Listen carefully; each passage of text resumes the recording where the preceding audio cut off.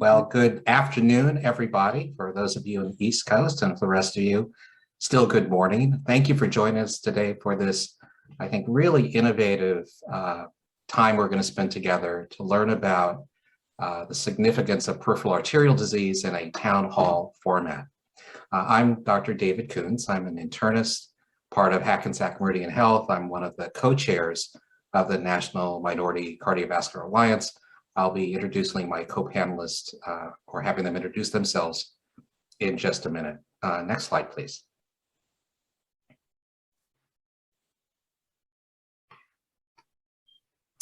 So just a little bit about the organization that's sponsoring today's program, the National Minority Cardiovascular Alliance. We are an organization committed to eliminating minority cardiovascular health disparities. Not just among African Americans, but Hispanic, Latinos, Asian, Pacific Islanders, and Native Americans. And we have a broad coalition of members in our organization. And we look at not only medical issues, but those other issues that influence culture, genetics, and social determinants of health. Next slide. As I mentioned, I have the honor of moderating today's program, but let me ask my co-panelists to introduce themselves. So, Dr. Beckman. Good morning and good afternoon. I'm Josh Beckman. I'm the director of the section of vascular medicine at Vanderbilt University Medical Center. It's a real pleasure to be here. Great, thank you. Ms. Presser. Hi, I'm Lizzie Presser. I'm grateful to be here. I'm a journalist at ProPublica, and I'm here because and in particular, the racial disparities in diabetes-related amputations. Great, thank you for joining us. And Arthur. I am Arthur. I'm a PAD patient of Dr. Beckman. Great. And we've agreed that from this point forward, we're going to be David, Joshua, Lizzie, and Arthur. And I think particularly Arthur and Lizzie, your input is really useful for us. We often hear from physician colleagues, and that's really important, but the perspective of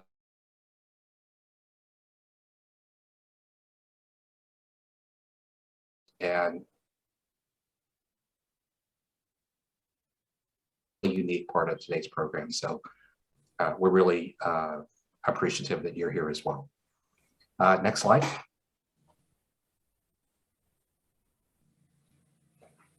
So our agenda is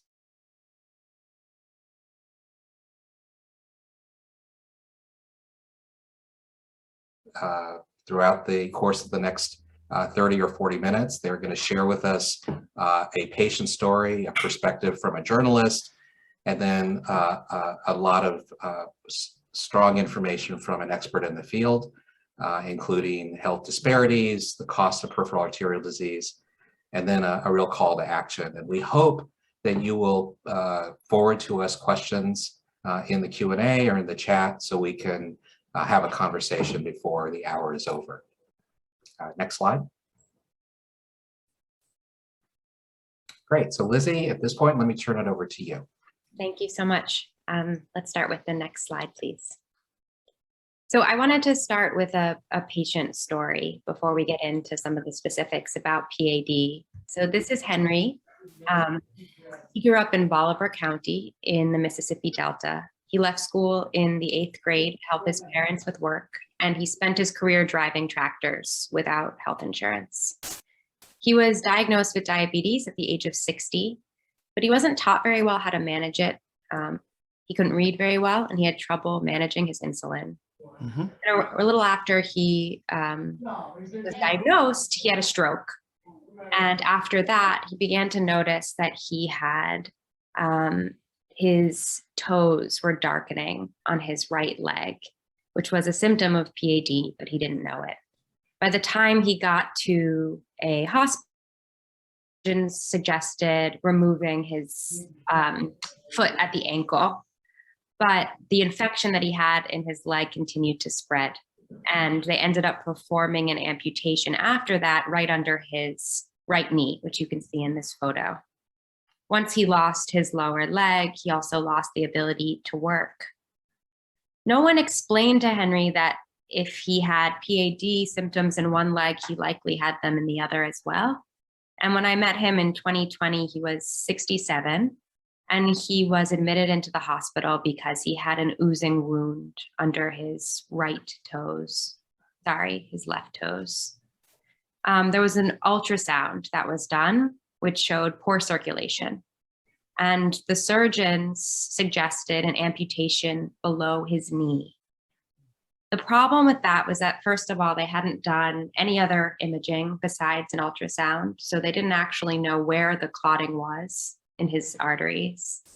And if they were to remove his lower leg, he wouldn't be able to stay in Mississippi anymore, because even though this was where his extended family lived and his friends lived, there was no one there who would be able to quit their jobs and take care of him around the clock. He would need a lot more care than anyone there could offer him. So he would have had to move to Texas with his daughter, where he knew no one. And so the family, when I met them, were quite terrified about what this would mean for Henry's life going forward, and for their relationship with a member of their family who they wanted to be able to stick around with. So let's go to the next slide. I'll return to his story at the end of this little presentation. I wanted to just back up and explain what PAD is for anyone who doesn't know. So peripheral artery disease is a progressive atherosclerotic disease where one or more arteries, usually in your legs, are partially or completely obstructed. And that's going to reduce blood flow to that limb. So about 1 in 10 Americans over the age of 65 have PAD by some estimates. And the contributing factors are the same that contribute to coronary artery disease in your heart. So diabetes, hypertension, smoking. And it's similar to what can cause a stroke, right? If your arteries are clogged in your neck, it can cause a stroke. If they're clogged in your leg, it can cause gangrene, which can lead to an amputation.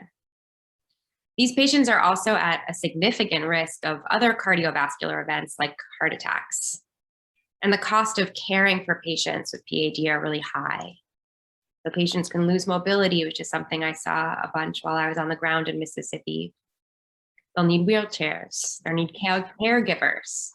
They can suffer from non-healing wounds on their legs or their feet, which can require repeat hospitalizations.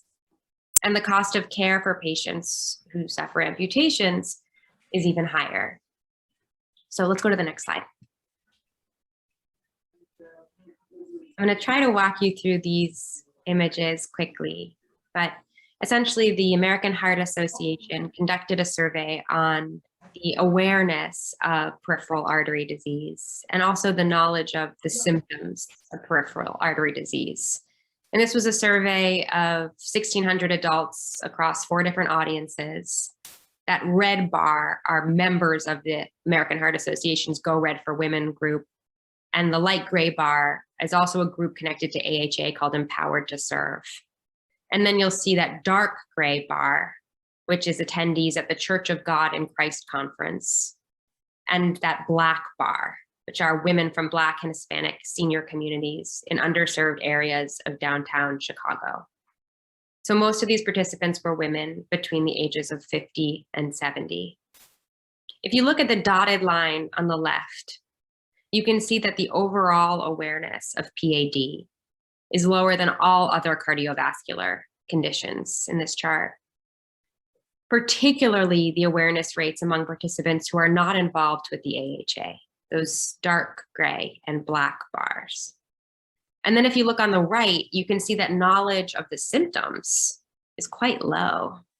So for example, if you look at knowledge of the fact that leg or foot sores being slow to heal is a symptom of PAD, which is a really common and important symptom. Fewer than half of those who were surveyed knew this. And among the people who weren't associated with the American Heart Association, it was fewer than a third. So let's go to the next slide. So this is just to return to what I said in the beginning of this talk. The story I was writing was looking at the stark racial disparities in PAD. And here is a chart that lays that out for you. So Black Americans and other minorities have significantly higher rates of PAD. And in addition, they're less likely to receive limb-saving procedures. like revascularization, and they are more likely to have an amputation. And Josh is going to talk a little bit more about what's driving those disparities later on. Let's go to the next slide. Great. So among Medicare beneficiaries with diabetes and PAD, there's a 3 to 4-fold difference in amputation risk between Black Americans and other racial and ethnic groups.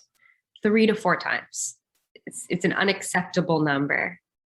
And very few people know to be looking out for PAD, or that PAD can even lead to an amputation.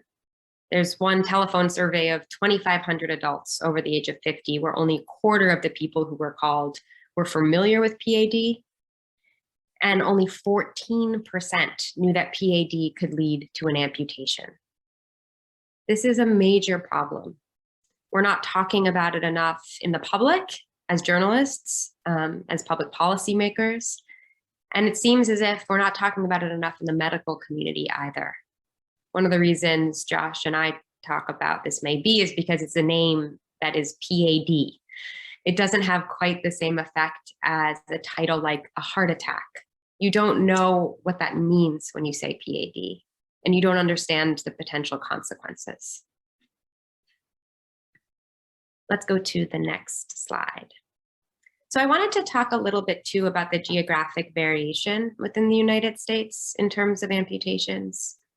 So when I went to Mississippi to report on amputations, I went there because it had one of the highest rates of amputations in the country. And I shadowed a doctor named Fakher Ebdi, who I'll talk about a little later, who decided to build a practice in Mississippi and to stay in Mississippi in part because of these maps. So you can see the average annual amputation rate on the left and the enslaved population in 1860 on the right. And there is a significant amount of overlap. I think for Felucio, he saw how the history of poor medical care in the South and for Black patients across the country has roots in slavery, in the history of slavery in this country. And how even though we have an American healthcare system that adheres to anti-discrimination law today, it continues to deprive Black Americans of equal access to quality care. I'm sorry. I also want to say that this geographic variation in amputation rates holds true even after accounting for differences in clinical factors like diabetes. And let's go to the next slide. Great. So I wanted to draw your attention to an even more precise study from 2020 I love. It looked at amputation rates in California, and here we're looking specifically at Los Angeles County. What they found was that income was a remarkably good predictor for amputation rates, which suggests that we live in a system where if you don't have money in this country, it's very difficult to get quality care. So if you look at the map on your left, you're looking at a map of income. And if you look at the map on the right, you're looking at a map of lower extremity amputations, all in Los Angeles County. And there's a lot of overlap. And what the researchers found here was that in the lowest income neighborhoods, the rate of amputations was 10 times higher than in the wealthiest neighborhoods, 10 times higher. So this isn't just a problem that's confined to the South.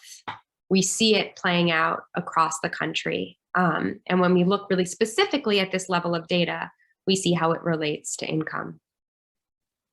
Let's go to the next slide. So this is Dr. Fakher Ebdi, Fakher Ebdi, who I shadowed in Mississippi. And I spent a month with him last year, watching his practice and meeting his patients. And he performs revascularization procedures on patients who already have PAD. And what that means is he's opening up their arteries so blood can flow to their limbs. And he's also making sure they're on the right medications and know how food and smoking, for example, plays into their outcomes.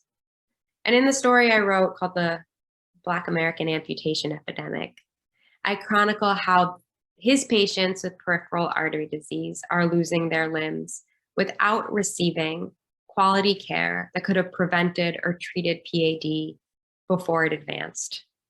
The vast majority of his patients are Black, And I reported on the failures of screening patients with PAD, which Josh will talk about a little bit later. And also the ways in which for-profit hospital systems and fee-for-service payments create these bizarre financial incentives sometimes, and particularly in low-resource communities. They can create major obstacles to the recommended treatment, like, for example, for people with severe PAD, angiography and revascularization procedures. I also look at how Dr. Fakhreide is trying to work against a system that is sometimes set up to fail his patients in order to get this revascularization care before it's too late. One example of that is with Henry, who I introduced earlier.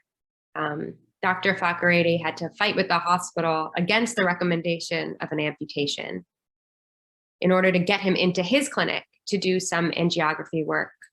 And once he did that, it showed that his circulation wasn't nearly as bad as what the ultrasound had suggested. And the imaging tests actually showed he didn't need an amputation at all, that Dr. Fakhreide could go in, perform a revascularization procedure, open up his arteries, and that his wound would heal. And that's what happened. I watched it happen, from the surgeon suggesting an amputation to Dr. Felucio Fakhreide imaging Henry's leg, opening it up, and to sticking around with Henry to see what would happen next. And his wound healed, and he didn't need an amputation, and he could stay among his friends and family in Mississippi. So let's go to the next slide and talk with Arthur. Hi, Arthur. Hello, good evening, good morning. Good morning. I wondered if we could start by you telling us a little bit about your early experiences noticing PAD symptoms. Well, in the early days of my PAD symptoms, I went to, I guess you would say, primary care doctors or other doctors, and I was told it may be just low sodium, or I need to drink more fluids, but I don't think I was told that it was part of my diabetes until a little bit later. But just a blessing, I got connected to my doctor, and he immediately diagnosed what I had. Josh did. He immediately diagnosed that. But I had all the symptoms. I had the pain when walking. I used to walk 3 miles a day, 2 miles, 1.5 miles. Now you can only walk 1.5 blocks. And you get this very, very, very bad feeling of, I would say, tiredness in your leg. The pain is the worst thing. And sometimes the pain gets so bad, this is when I called Josh, it woke me up at night. That was very unusual for me. I had pain around the ankles and pain down my legs. And the next day, I called him and asked him, and I came in and he did a scan. And everything so far, if I hadn't have found Dr. Beckman, I believe I would be in a lot worse shape, a lot than I am right now. And I'm doing well right now, very well, because of him. I wonder what it was. First of all, had you ever heard of PAD before you were diagnosed? Not really. I read about it somewhat, and we would send patients to vascular clinics sometimes, but I think that PAD is something that needs to be talked about more. I do community outreach all the time in the Afro-American community and the Mexican community. We don't have PAD in our, I would call, preventive toolbox. I mean, we have high blood pressure, diabetes, colorectal cancer, but when I go talk to churches and I go talk to people in our community, I don't talk about PAD, but I'm adding it to my toolbox as we speak. Yeah. Because you feel like it hasn't been talked about enough. No, by no means, yes. And what was it like for you to be diagnosed with PAD? Well, it was life-changing to some extent to have because, you know, when you go to for instance, you go shopping with your wife or you go to the grocery store, you don't walk around the store like you used to until you have to rest. And it's just like me walking out here in the community with the guys. I have to rest I'm up to 1/2 mile now without getting severe pain down my leg. And you get this severe pain, not down your buttocks like sciatica, but across your buttocks. And that was strange for me too. So I think it changes your lifestyle but I can do it. It's doable. Yes. And how has Josh or Dr. Beckman helped with this diagnosis? First of all, he gives you confidence. I know I'm a minister also, but he gives you confidence that you will do better automatically. And he's the one that can help you get better. But you got to follow instructions. And this goes back further. I was just sitting here thinking this is kind of like a traditional, I don't want to say a generational thing for some Afro-American families, because we have to start at the root. And the root cause to me is the nutritional. That's one of the bases. Some of us are still eating the same food that our grandparents ate 50 years ago, 3 times or 4 times a week. And I think everybody also wants always to have some kind of study that you do to prove what you say. Well, just by me interviewing just 25 people between 2 churches, everybody was still eating the same things 5 times a week that they ate 20 years ago. And that's the high cause of diabetes, high blood pressure. They're still smoking. We need to get the educational value to this. It's just, you can't put a price on it. Yeah, and one of the things I was noticing in Mississippi too is that a lot of patients don't know how much their diet is leading to these obstructions in their arteries, right? Right. Is that your experience? Very much so. They said it didn't hurt my uncle, it didn't hurt my cousin, so I'm gonna be all right. No, you're not gonna be all right. You need to change your habits, change your way of living, change your ADLs, so you can not have the same situations that your grandparents or your father and mother had. And I think that's doable for some people and not for others in low resource communities. When you and I were talking, you were saying there's not a lot of fresh food around where you live. No, they say you eat fresh vegetables like, I would guess cabbage, carrots and all that, but you don't have that in some low income areas. And that's why the idea came to me to take what they have, which is canned goods, and rinse them off and get rid of some of the sodium and some of the aspects of that. And that's my next project that I'm going to work with in the community.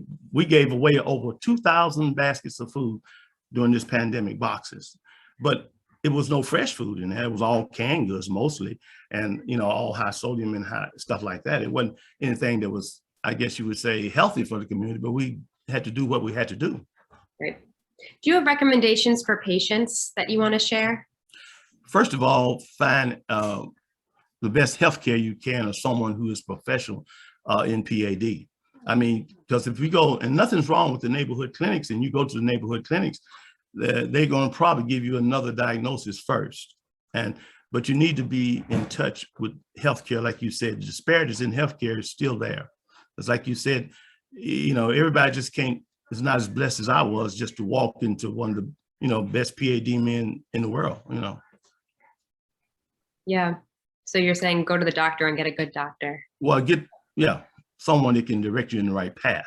Yeah. Yeah. And how about in terms of self-care, in terms of like checking your feet and stuff? Is that something that you always do? I do now, yes. For the last 15 years since I've been diabetic, I check my feet every week. I go to the doctor at my ESC and my diabetes clinic, and they check my feet every 3 months. And that wasn't something that I used to do all the time. I would, but you have to watch for sores on your feet. You have to watch for little small blisters on your feet. And you have to watch for the numbness. You scratch your feet to see if you still feel it in certain areas. That's just something you can do at home, and make sure that your toes got blood flow back to the toes when you pinch them. And little things like that you can do at home. And I find myself doing that all the time. Yeah. And finally, do you have any recommendations for doctors, for physicians? Just to be confident with your patient, give them the confidence that you want to give all your patients, that you can get better with this disease. That's the main thing you need to let the doctor know, and give them, tell them, I guess one thing you can tell them is that I have enough people in my repertoire that I can help you and make this deal better for you, be better for you. Thank you so much for talking with me. Thank you. Mm-hmm.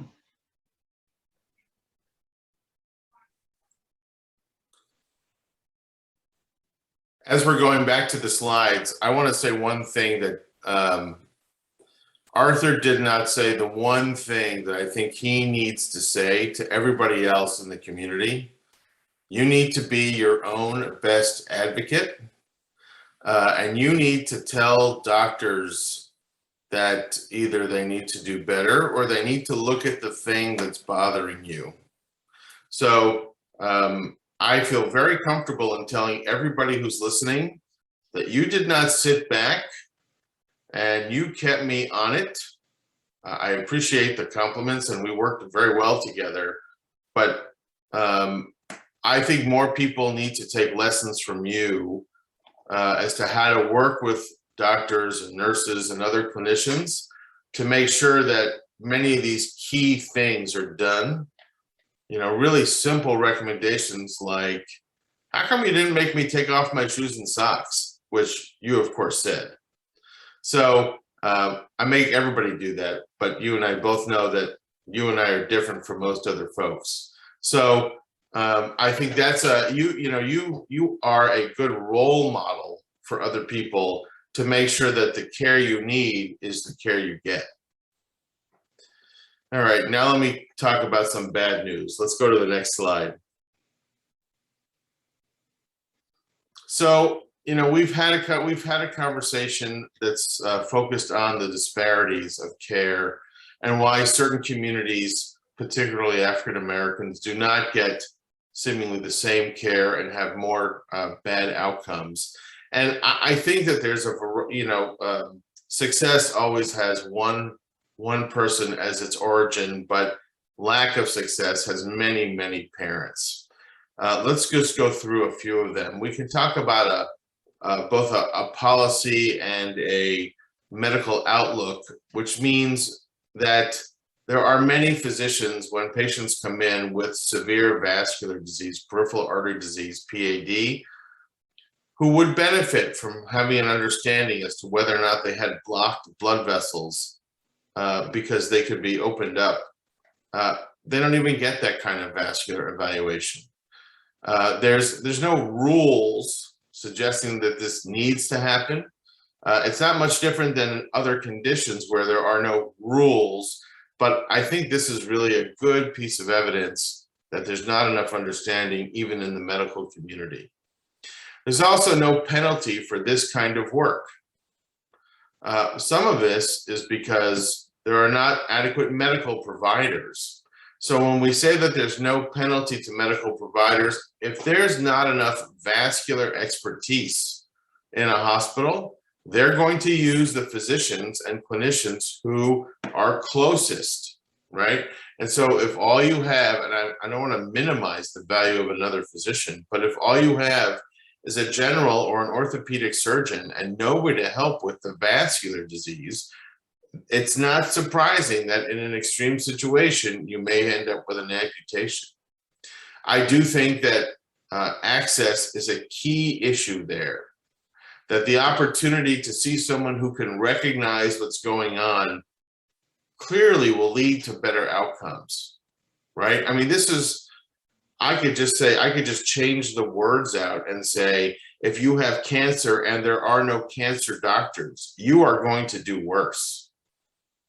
And so we need to make sure that there is expertise in all communities or access to expertise in all communities, because currently there isn't.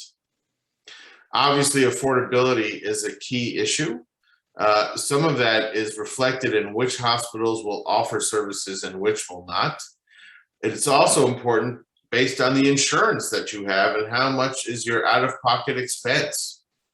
It's not just the procedure in the hospital, which may be largely covered.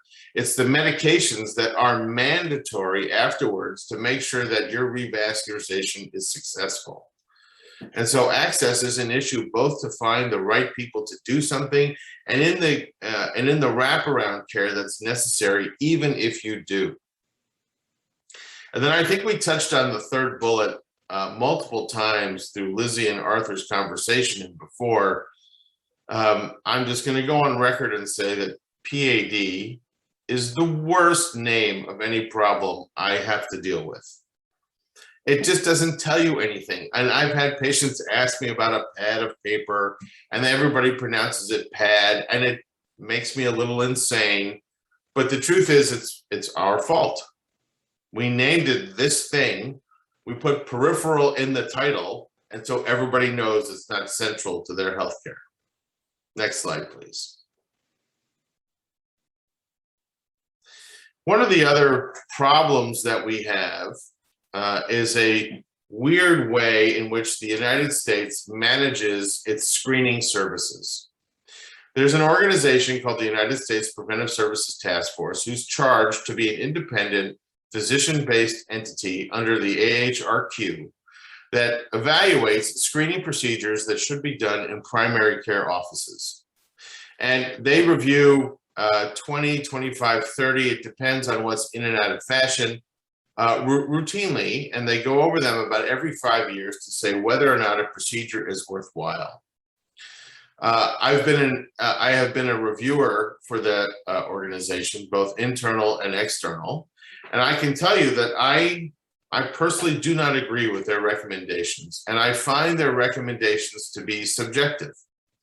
I don't think that they're misreading the literature. I just will say that the three numbers that you see on the screen here are a good representation of the variability in recommendations. So it requires 1,339 women to have a mammogram every 2 years between the ages of 50 and 59 to prevent one breast cancer related death. I'm going to say that this is something that is routine in medical practice, and it's certainly important to reduce adverse events related to breast cancer. It requires 282 people to undergo colorectal screening to prevent one colon cancer related death. Now, neither of the first two reduce all-cause mortality, sort of a higher bar, but these are very worthwhile goals. These are covered screening procedures. These are things that are routine in the United States. In contrast, for a very large screening study of 50,000 people demonstrated that for men between the ages of 65 and 75, you only had to screen 169 people to reduce death, all-cause death, over 4 years.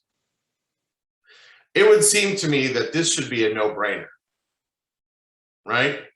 It also reduced time in the hospital for PAD, and it reduced time in the hospital for heart-related diseases. It discovered blood pressure that was too high and had to be lowered. It increased the use of normal medications like aspirin and cholesterol-lowering medications. But the U.S. Preventive Services Task Force did not find the 50,000-person screening study convincing. And so, again, as they have for the last 4 documents, they have basically said its value is indeterminate.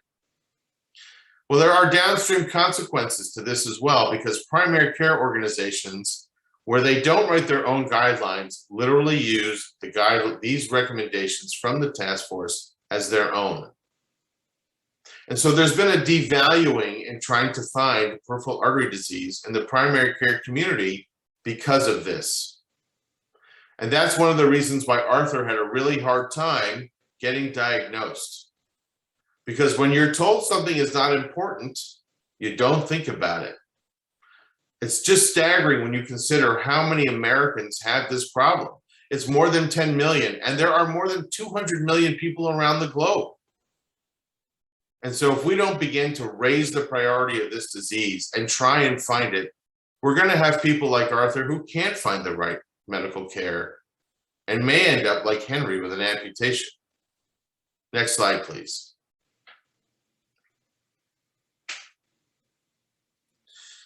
Here are some pieces of data just to suggest why it is so bad. The 2-year death rate for people that have a revascularization is between 1 in 6 and 1 in 4. That is a very high number. But the 1-year death rate for people over the age of 65 who have an amputation is near 1 in 2. And it's near 3 in 4 after 3 years. For the folks who have a revascularization, 2/3 of them routinely just go home. But only 1 in 4 to 1 in 5 go home if they have an amputation. They have to go to a facility with a higher level of care. You can see that fewer than 1 in 5 are discharged to a nursing home if they get their blood flow reestablished. but 70% go to a different institution of higher level of care if they have an amputation. If you're a patient and you're watching, at 2 years after you've been revascularized, 80% are walking, 90% are living independently.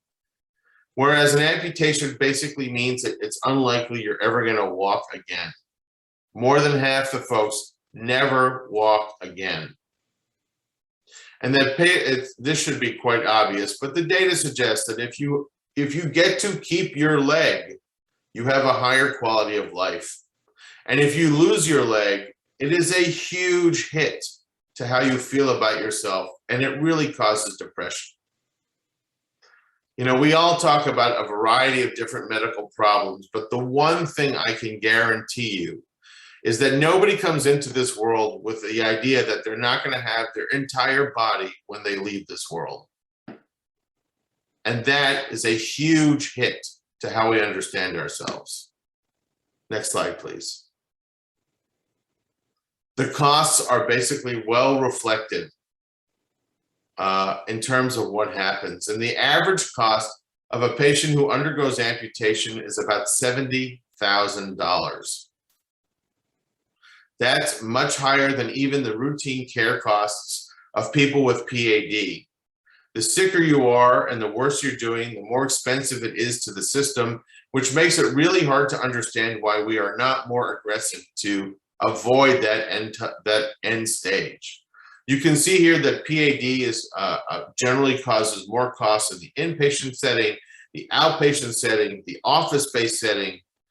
The medications are more expensive compared to all adults, although now most of them are generic and should not be that expensive.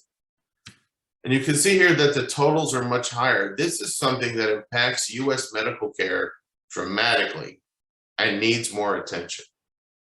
Next slide, please. This is an ugly slide, and that's my fault. But the point on this slide is crucial for everybody in the audience.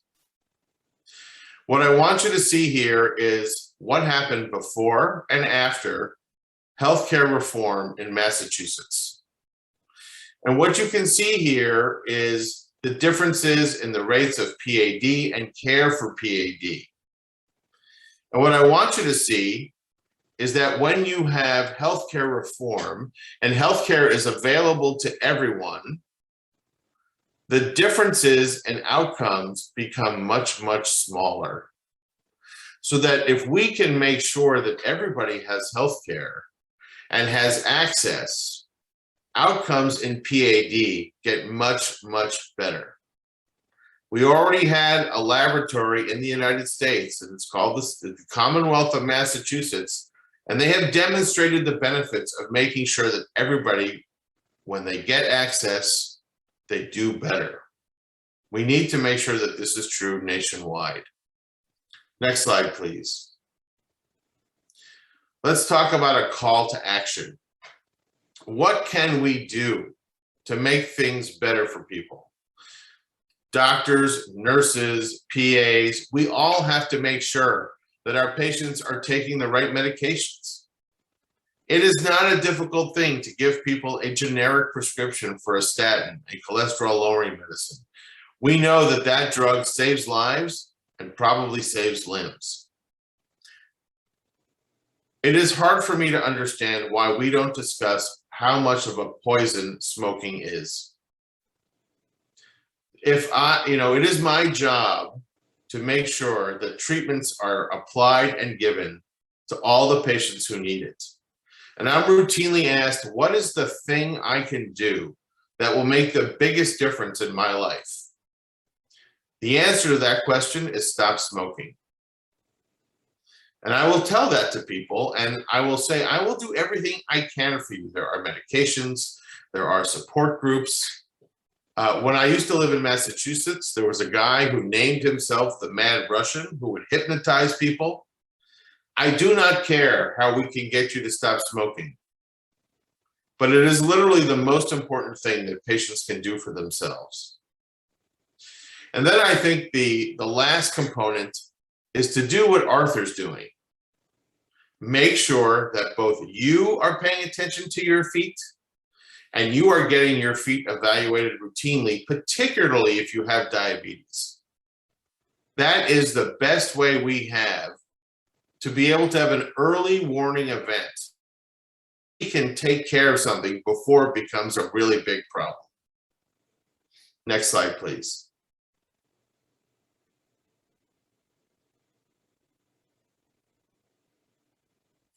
Next slide, please.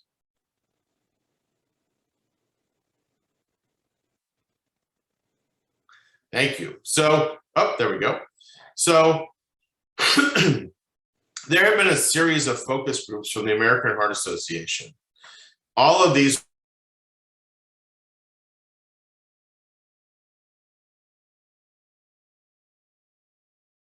parallel to heart attack and call it a leg attack. People begin to have a picture in their minds and it resonates.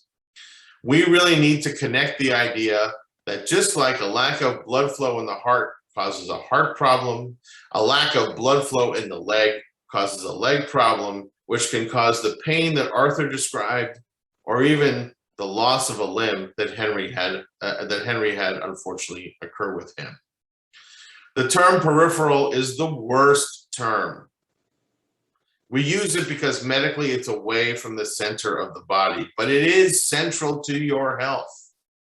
And we need to figure out a better way to describe it. We have to highlight that peripheral artery disease are the blocked arteries. It's the same process that's in your neck that can cause a stroke and in your heart that can cause a heart attack. It just happens to be present in your legs, so it can cause a leg attack and leg pains. Finally, as I've mentioned a couple of times, I think the last recommendation I would make is be like Arthur. Talk to your doctor until you get a satisfactory answer. If you don't understand what your doctor is saying, make him or her describe it more clearly. Most of us learned English before we learned medical speak. Force us back to our mother tongue. Next slide, please. I'm very privileged to be part of an effort by the American Heart Association and the National Heart, Lung, and Blood Institute to create that formed 2 PAD summits whose goal was to create a PAD action plan. This is a plan so that we can improve the care of patients with PAD across the United States. It brought together more than 40 organizations so that we could do this as a community and create community-based goals. The goals you can see here are part of the action plan include reaching people with PAD and those at risk by increasing public awareness, enhance professional education so that doctors, nurses, and PAs can provide that kind of education that's necessary. We need to provide enhanced programs to detect and treat patients with PAD. And obviously, our cardinal goal is to reduce the rates of non-traumatic lower extremity amputation. We want to do this through public outcome reporting and interventions. We want to have more research to better understand who are the patients that will get this problem. And once they have it, how can we make sure that you don't go on to have a more severe manifestation? And then we want to put together all of our efforts, all of the organization's efforts to influence national policy so that we can bring together all the different groups that are participating in the healthcare space and make it more routine that we find, treat, and avoid severe outcomes in PAD. Next slide, please. This was an article that was written in a medical journal that I was lucky to be an author on, all about preventing amputation. And I think this well reflects the idea that there is no one group that can do this alone.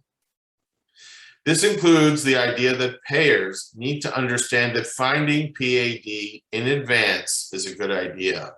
We need more research to fill evidence gaps, both from new treatments, but also how to deliver care in our best possible way. Doctors, nurses, and other clinicians need to be made aware that this problem is incredibly common. They should think about it and look for it. Healthcare systems need to be held to account for quality and performance measures. They need to understand that tools and resources need to be made available for clinical decision support to find and treat patients appropriately.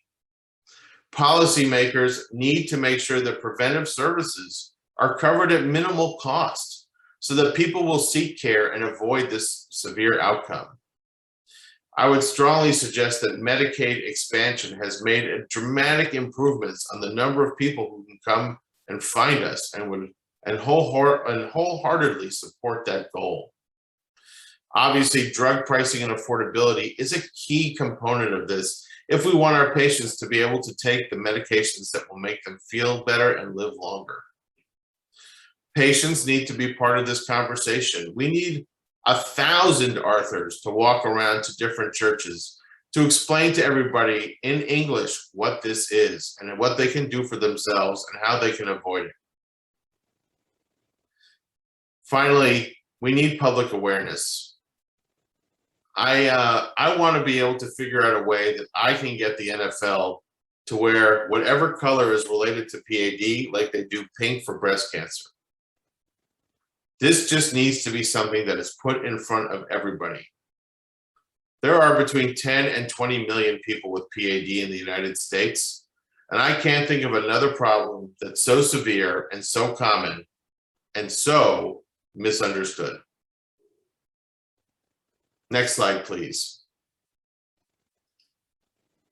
So if I want to give single bullet point activities for the different folks in the audience that they can take away from this conversation, things you can begin to do right now. For clinicians on the call, please engage with your professional societies to improve local and regional educational efforts on what PAD is, how to get practitioners to pay attention, and empower patients to ask for foot care.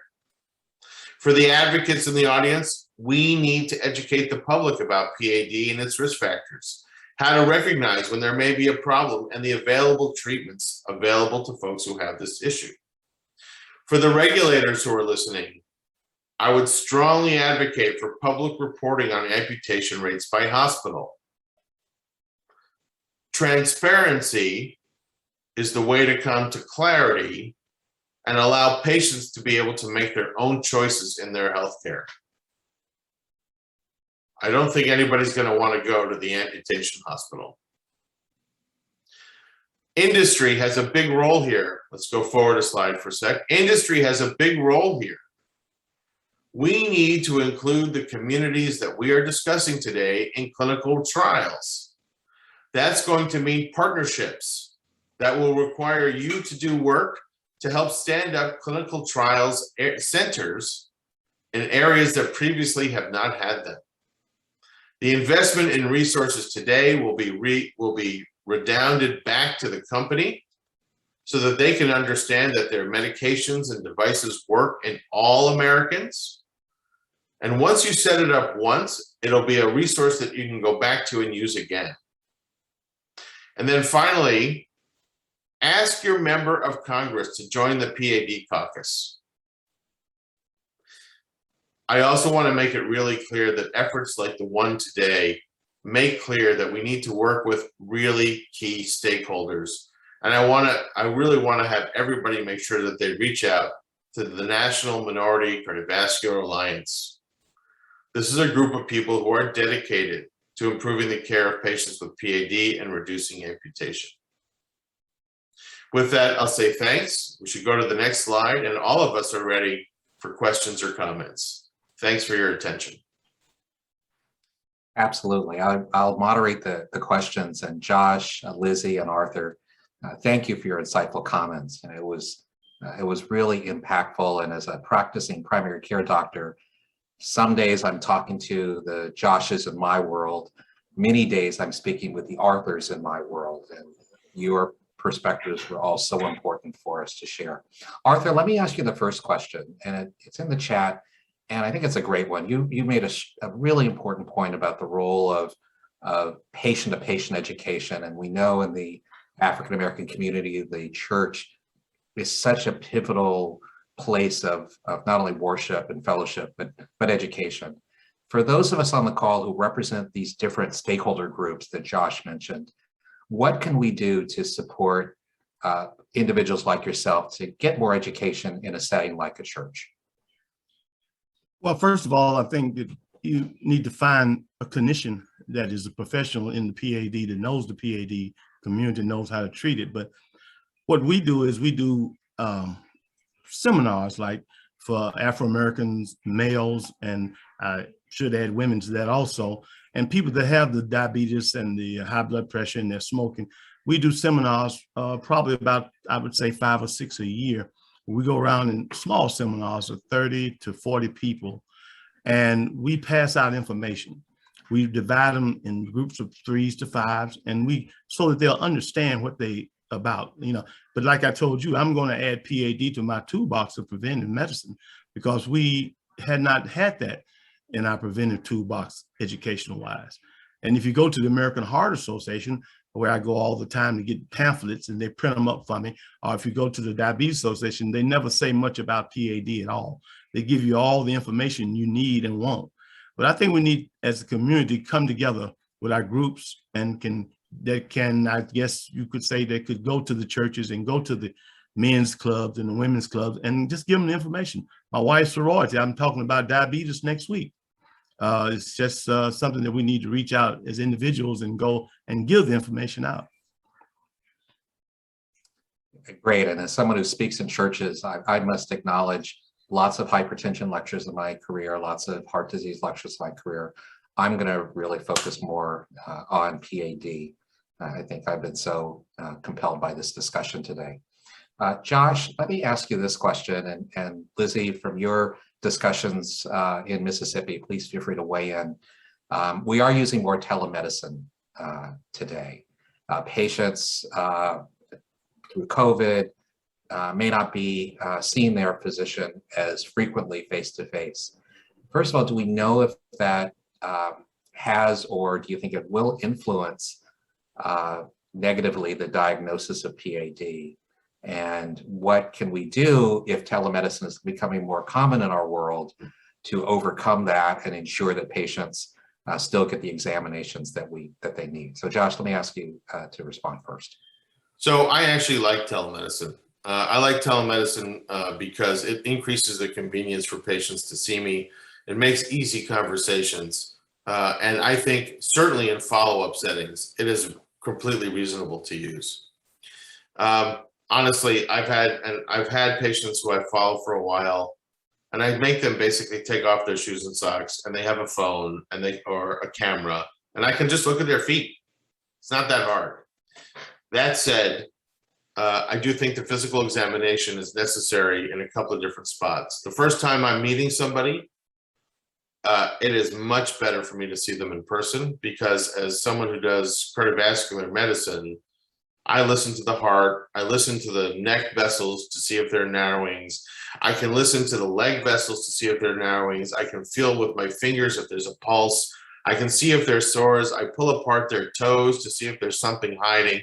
I can see if they have fungus in their feet. There's a whole bunch of things that I do both consciously and subconsciously that can give me a much better overall understanding of who the person is.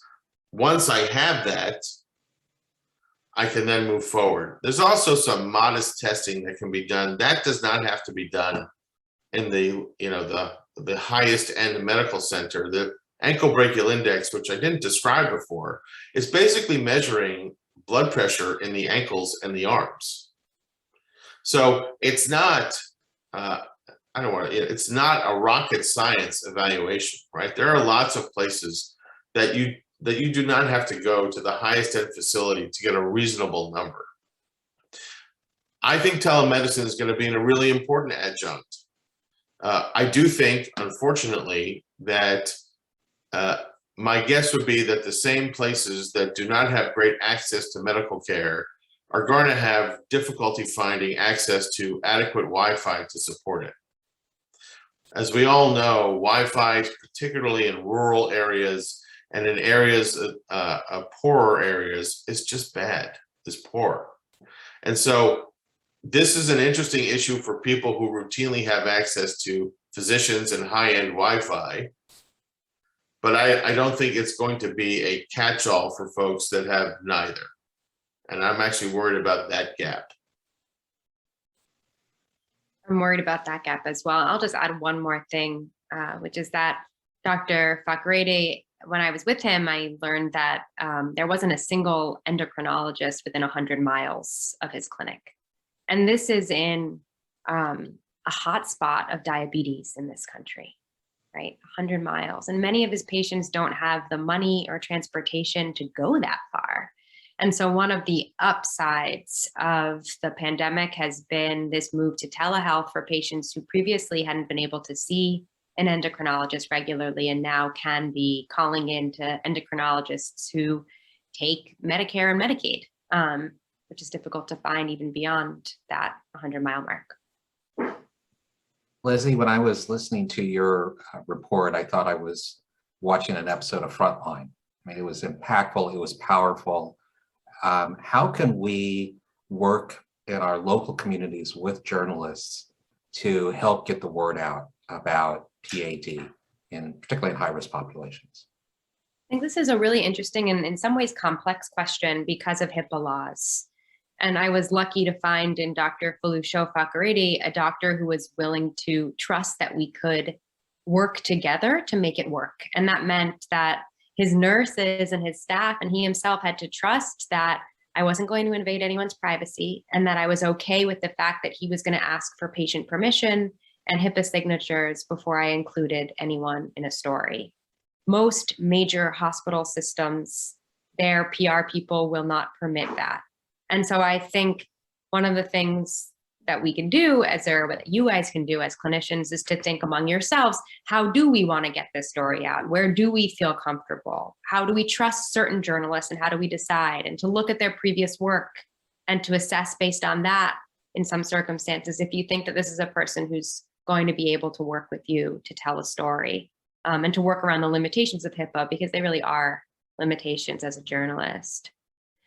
I think one of the other things I'll say is that Dr. Fakhreide, when I first reached out to him, I only knew to reach out to him because he was writing these blog posts about the moral injustice of amputations.